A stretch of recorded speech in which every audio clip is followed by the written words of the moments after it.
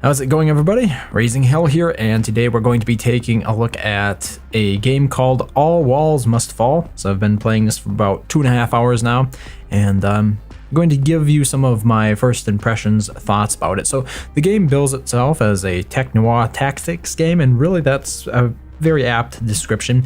You're sort of set in in a Cold War period, you know, prior to the falling of the Berlin Wall, I suppose.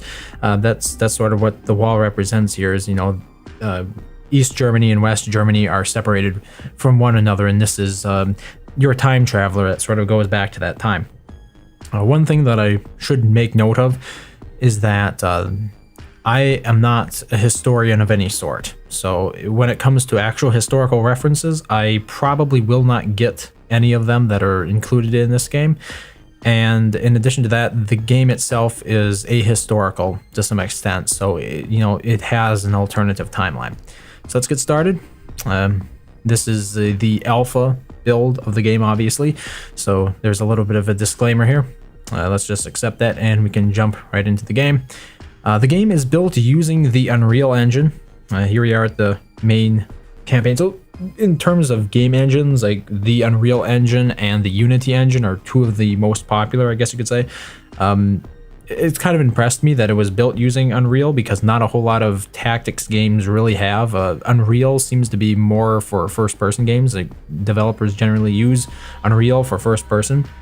But I think it was nice to see that somebody else was trying to make a tactics game, or sort of a top-down, an isometric perspective strategy game that was based around that engine, or that utilized that engine. Okay, so here we are at the main menu. Obviously, we can continue our campaign. We can start a new one. We have the options, the ability to give feedback, and then we can set our campaign seed down here. This is the one that we would use to generate a new campaign. So what I'm going to do is I'm just going to continue the campaign that I have. It's going to go ahead and load that. And here we are at the map. This campaign seed, it was randomized, I guess. If you just enter 0, apparently it'll give you a random seed, but you could use your own. I'm not exactly sure what the seed influences, but I've noticed that simply starting a new campaign introduces a new seed, and the missions that you'll see unlocked here on this map will be different because of that. Or at least I imagine it's because of the seed. So what we have here, we're presented with various missions on the map.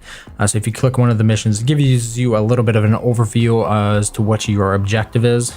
This is a mission that I've already completed. I completed it in 2 minutes and 56 seconds, 7 casualties, and the best score that I had was 632. Obviously, I could reset that mission, or I could just press on and do another mission. Of course, here in the middle, we have a shop, and this is where you spend the funds that you earn during missions, and you can buy various upgrades, I guess you could call these. Not a whole lot of them. It's pretty straightforward. Like, we have the option to have a total of 3 weapons, and there are different types of weapons. We have a pistol, a shotgun, an SMG, the cyber fist, and the rifle. Unfortunately, I don't quite have enough funds to buy an SMG yet, so I haven't actually used one, or the fist, or the rifle. So one of all the missions sort of have their own objectives. So even though there's a lot that you could see being similar between them, they all kind of have their own objective. And we're just going to try one here. This one says that we're supposed to interrogate Dragon Muller about his illegal data manipulation activities. So this one I haven't completed yet, but I have tried it once, so we're going to have to reset that mission to continue it. So with all of that out of the way, here we're actually going to get into some of the gameplay itself. Press any key to continue. So here we're given our briefing. As you can see, this reminds me a little bit of Hotline Miami. I think there's a little bit of a nod to that game in here. Obviously, Hotline Miami had a much more frantic pace, but there are some small similarities here between them. And here we have the briefing given to us by our... I don't know exactly who this faceless person is that's talking to us, but they're the ones who are giving us our directions. And it's a little bit reminiscent, I think, of Assassin's Creed, where basically you have somebody who's being sent back into the past to change things that happened in the future. If you ever saw the start to this campaign, they mentioned that I think it's the year 2060 or something. So the real time is much in the future, but you, as a character, this guy right here, is sent back with the intent of changing something that happened towards the end of the Cold War in East Germany at the moment anyway. And at the moment we're in East Germany. So here we are, our character, and as you can see, it's not real time. It's kind of like tile-based or turn-based, but you don't actually ever press end turn. So if you want to move somewhere, obviously the location we're supposed to be heading towards here is the actual theater. So just click on that. We have a couple of options here. When you click on doors, usually you can either force them open or hack them open. Hacking them is the stealthy way to do it. Obviously, it costs quite a little bit of time. So we do have time resource down here in the bottom right corner, and time is what allows us to use our time traveling abilities. So it will allow us to dash faster than usual. It will allow us to rewind time if we make a mistake. It allows us to hack open doors instead of forcing them open. If we force them open, any guards that are inside will automatically be aggressive towards us. So let's go ahead and try just hacking that open since we have enough time at the moment anyway. You don't lose the mission if you run out of time, but it definitely makes it harder. Okay, so as you can see right here, there is a code checker. He will have a gun. And then we have a little drone terminal here as well. If we want to, if we need to get a better perspective, we can rotate the camera around. Pretty standard. So let's go ahead and hack that drone terminal. Go ahead and get that. And that will bring in a friendly drone for us. So as you can see, there was an enemy drone right here. But hacking this terminal should have summoned a friendly one. I'm not sure exactly where it would come from. These little exclamation points around the drone and this security camera, it's a weapon scanner here. Those are for the purpose of catching you. So if you get within that range, as you can see, we did right there, it automatically aggroed onto me. So we're quickly running out of time here, so I better try and get this drone down. Right away, we're running into a problem with time. I need a dash right here. Can I? I don't think I have enough. No, I'm all out of time. So that's one of the big dangers, is if you use time. As you can see right now, it's run out basically. So I can't use any of my special abilities. And in lieu of this, many times you'll end up taking damage because of it. So for example, I wanted to dash over here, so that way I would be out of firing range. You can see whenever I click any of these tiles, it's a hostile drone there. I just can't get out of here without taking damage basically. So what we could try instead, well, this is basically our only option, is to go ahead and fire once at the drone. So how combat in this game works is, obviously when you've been spotted by enemies, you'll enter this combat mode. It kind of helps that the time is all run down because it would naturally tick down on its own. So I get to explain a little bit of how the combat system here works. When you're spotted by an enemy, you enter combat mode, and in combat mode you have to sort of register each and every movement. Instead of the character automatically moving when I left click on a tile that I want him to move to, I have to click that tile, and then I have to press the space bar to actually confirm that. So in this case, we wouldn't want to move there because we will take damage. It's telling us we're going to take damage. And this game does bill itself as a permadeath kind of game, so we want to take as little damage as possible because even the damage carries over in between missions. Now, there is the option to disable the permadeath in the game, and I have done that for the sake of simplicity, because it's easier to make more progress when you don't have to worry about actually losing all of your previous progress when you make a few mistakes, right? It's a little bit more lenient. I can always move up the difficulty, when I feel ready for it. So we're going to go ahead and shoot at this drone. So we're stunning it, and I still don't think we can get out of here without getting caught. Yeah. So I think the second best thing is to actually shoot the coat checker now. Now both of them should be stunned, and we could actually try moving out of here. Let's talk a little bit about weapons though. So at the moment I'm using a pistol. As you saw, there are various weapons available to us.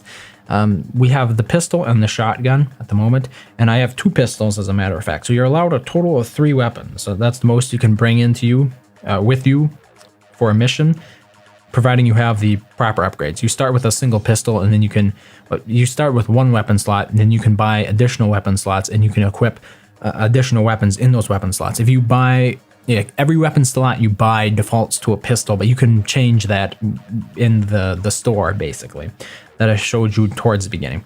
So our pistol has the ability, for left click, this will register a tap shot, and for right click, it'll register an aimed shot.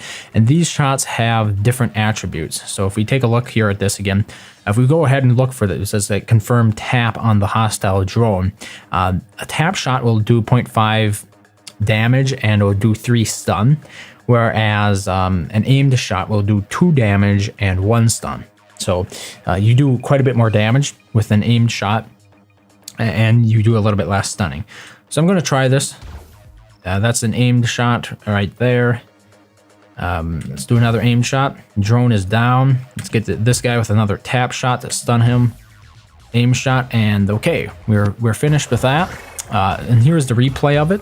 So a little bit like Super Hot in that respect. You know, the game, I think, has taken influences from various other sort of successful titles, and that reminds me right there a little bit of Super Hot, where they sort of do a fast replay of what you sort of did in slow motion. So our pistol is all out of ammunition, so now we have to go ahead and reload it.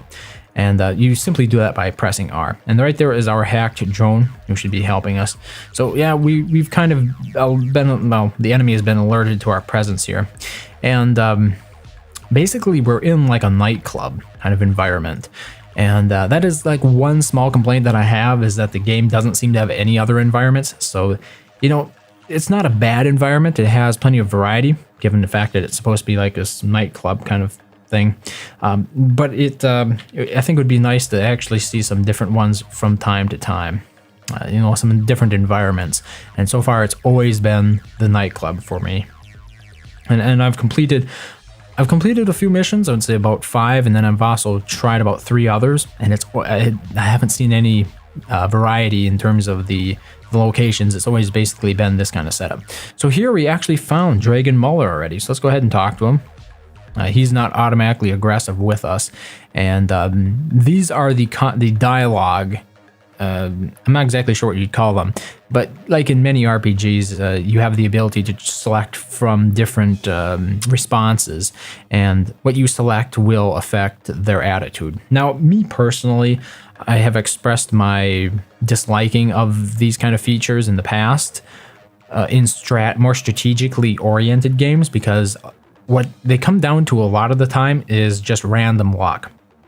One trend that I have spotted when interacting with these menus is that a lot of the guards are quite susceptible to being or having their families threatened. Like, this is one of the fastest ways to make them scared, and you know, they'll get that green bar all the way up to the top, and then they'll just leave you alone.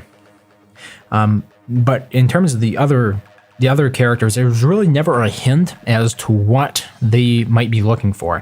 So really the only thing you can do is you can try out these various different options, these different dialogues here. If they're wrong, you can press A to undo it. It's going to cost 20 time though. So as you can see, you kind of get a limited number of tries here before it simply doesn't work. And obviously it's going to take you like maybe 3 or 4 different dialogue options that you have to enter here before you're successful or unsuccessful, and then the dialogue ends. So you know, that time, that 20 time, it can add up quite easily. So in here is this is the Muller guy. All the pictures for these characters are the same except for the bouncers. Like, all of the main characters will look like this guy. So he says, "Hey, haven't seen you here before." His question is, you know, what do I do?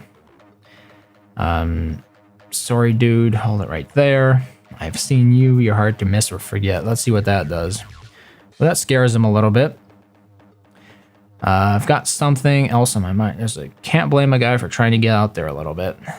People blamed me for putting it out there before. There is a lot of, I would say, like, there are a lot of undertones to the game that are related to like gay bars, I think, just out of curiosity. Like the handkerchief. Oh my goodness, I don't remember what the handkerchief rule is, but you know, they've referenced that in this game. So I guess that's why you have a flirty meter here, because I think all the characters you interact with are actually men, and you are I believe you're a man. So anyway, I just don't know what I want to select here. I got something else in my mind entirely. Nice talking to you, but I think I'm going to go dance. Okay, so let's see. I think we're actually supposed to interrogate him on the dance floor. So let's see if we can join him. Yes, indeed we can. Okay, so that one was successful. So now he's going to be moving out onto the dance floor, and we're supposed to follow him. Our drone can get in the way sometimes. You can't move to the location that a drone is at. And that can really cause problems sometimes, especially in combat situations where drones are all over the place. So what's going on here? I know a lot of these characters might look like zombies to you, but they're actually like nightclub dance or people visiting a nightclub, basically. But I mean, the look of them, they're pretty desaturated overall. So okay, so here he is. You have the opportunity again, and this is just going to be more of this. I mean, like, what do you say? What do you say? I have no idea which one is the best. I guess scared. Do we do a friendly dance? What does he think of that? Makes him a little bit more respectful. Let's see here. What happens if we do it again? Okay, he's getting disgusted at that, so I imagine he's getting bored of it. So let's try something else. Probably don't want to do that again. Let's do a marching dance once. Ooh, okay. That was a little bit too much. Let's undo that once and see if we can try this again. So that was, okay, let's try seductively once. Okay, that made him, ooh, we actually got 100% for respectful there. So that dialogue was supposedly successful. So let's see here. Where's he off to? Let's follow him. So the game, while there's a lot of, let's talk to him again. Well, there is a lot of combat to it, and I wish I would be able to show some more of that off. There is also a stealth side to it, and it has a lot to do with these dialogues. So, don't sweat. I don't know. What do I want? I'll get back to you when I choose something, okay? I'm just going to read some of these dialogues and see what I think sounds the best. Okay, so here I said that he was involved in things much bigger than him, and he assumes that I'm from Stasis. And one thing I've noticed about Stasis is a lot of the characters in this game are quite afraid of them, from the guards all the way up to these more important characters. Okay, he's 100% scared now, and he says that apparently Boris, somebody blackmailed him. So let's just end that dialogue there. And now we have to go find Boris. And then after we do that, we can get back to the car. So in the meantime, though, let's run in here. I see there's some guards, and we might be able to do a little bit of combat yet. Okay, so here, once again, we're in combat mode. We do have our drone with us, but it's not quite in place yet. So let's go ahead. Let's try to line something up here. Tap, and then shoot. Aim shot. Let's move a few more spaces here. As you can see, they're all shooting at me, but they only shoot when I move. So, quite like in Super Hot, you don't really have to worry about getting hit if you're not moving yourself. And while there is the ability to rewind time, you have to be careful, because if you can sort of paint yourself into a corner if you make too many mistakes. And it's also a good thing you can rotate the camera, because otherwise sometimes it's very hard. The limit of your range of what you can see is sort of bound to your character, so you can't zoom too far away from your character. You're sort of limited as to what you can see in a given time. You can zoom out a little bit, but like this is the farthest out you can zoom. So yeah, from time to time, it will be necessary to rotate the camera to actually be able to select the right targets that you want to fire at. Let's see if we can get this guy down. Yeah, so there are a couple more over there. Sometimes these battles can get really hectic. Like in the past, I've been engaged in some that involved like 20 at a time. Obviously, they're not all coming at you at the very same time, but you kind of get the idea. And they can tear down walls and stuff as well. The environment is somewhat destructible. Let's tap that guy. Tap him, so now both of those should be stunned. Tap the drone. As you can see, it says down here that we have incoming damage if we don't move So in other words, if I stay where I am, I'm going to definitely take damage. If I go here, I'm going to take damage. Let's see, where else can we go? Pretty much everywhere. Let's try dashing. So instead of walking, you can dash, and that's a good way to avoid damage a lot of the time. Let's finish that drone off if we can. Am I out of ammo? No, there's no line of sight to the drone. Oh, whoa, whoa. Okay, we just took damage. As you might have noticed now, our health went down by 1. So what I can do here is I can reverse it. I can back up time by 1. That costs about 40. Let's see here. Down here we sort of have our options. Rewind costs 8. Undo costs 30. So I think I undid it. So that cost me 30.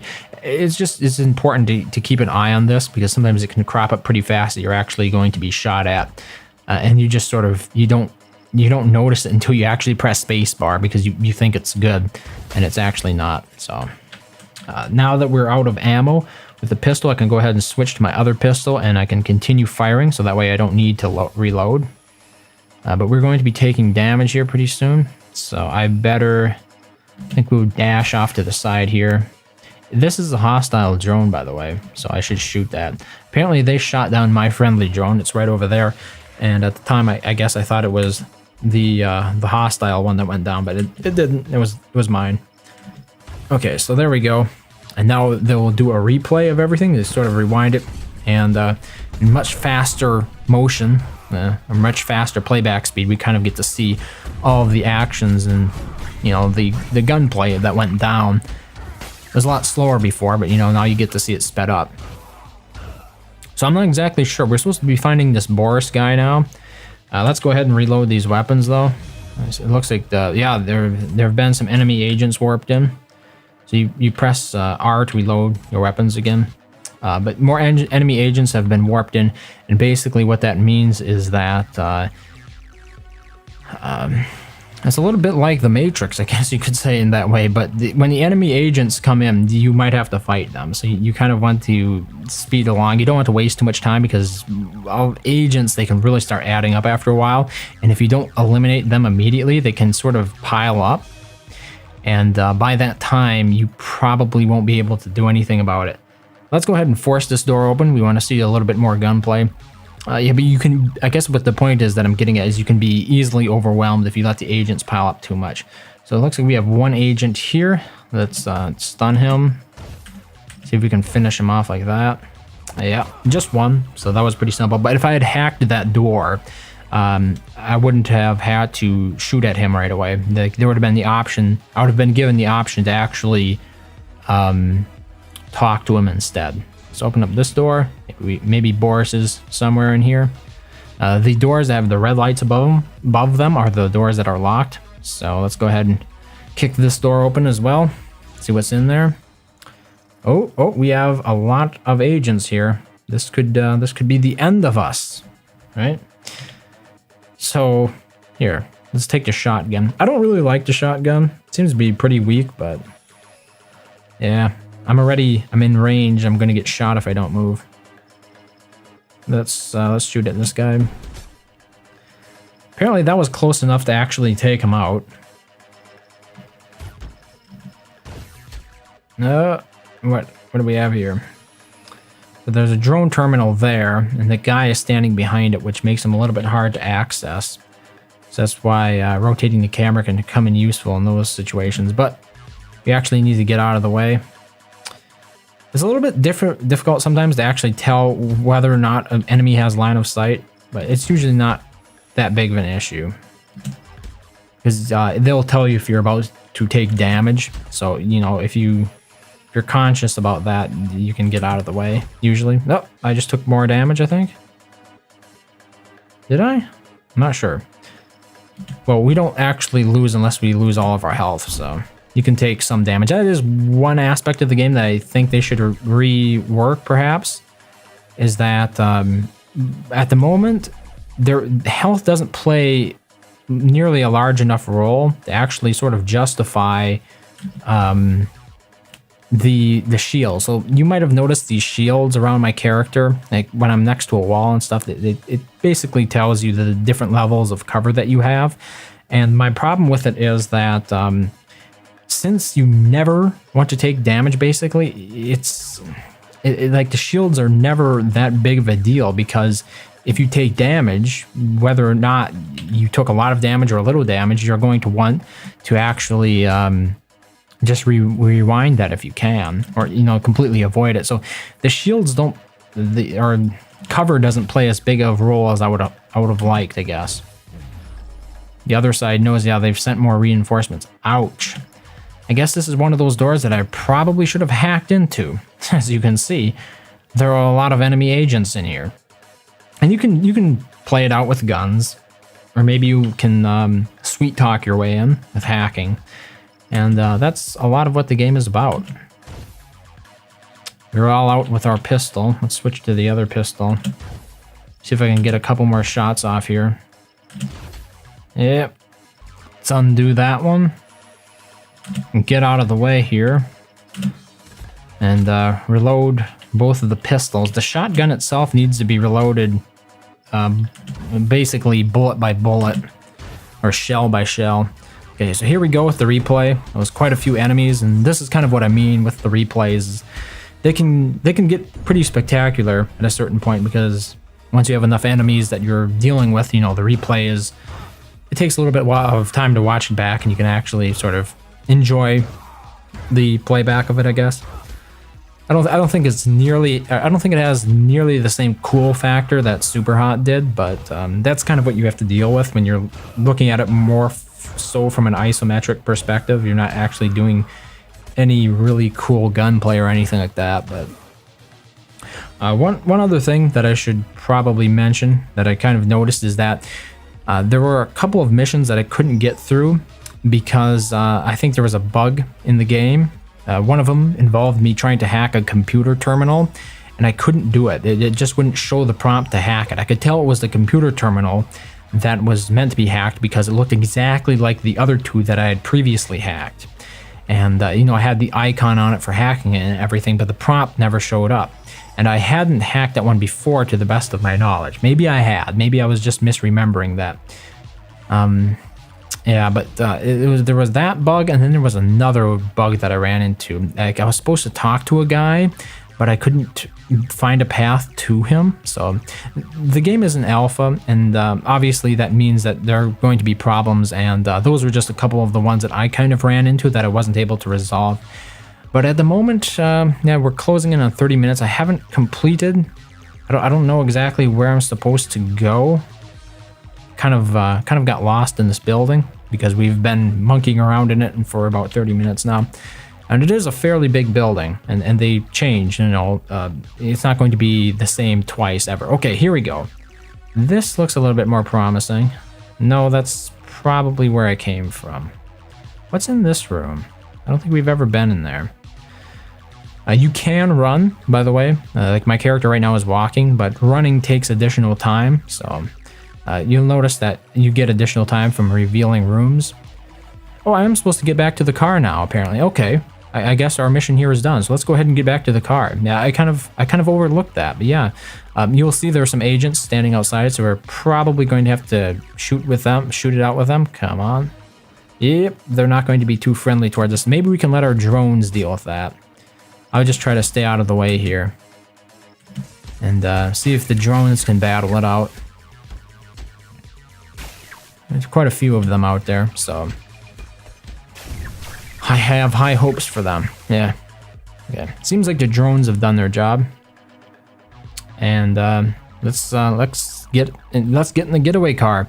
And that is mission complete. So the previous best was 0, so this is the first time that I've done this. I didn't get much currency for that though, but it is enough currency to actually buy the SMG that I was looking at. So let's go ahead to the shop again here. And as my primary weapon, I'm going to go ahead and buy an SMG. So unlock that, and it is now equipped by default. So if we jump into another mission, we could begin this one about interviewing bartenders.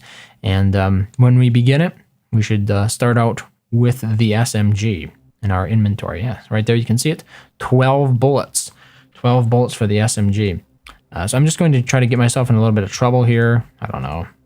I suppose that's not going to work too well. Here, kick the door open. I want to try out my SMG for a change.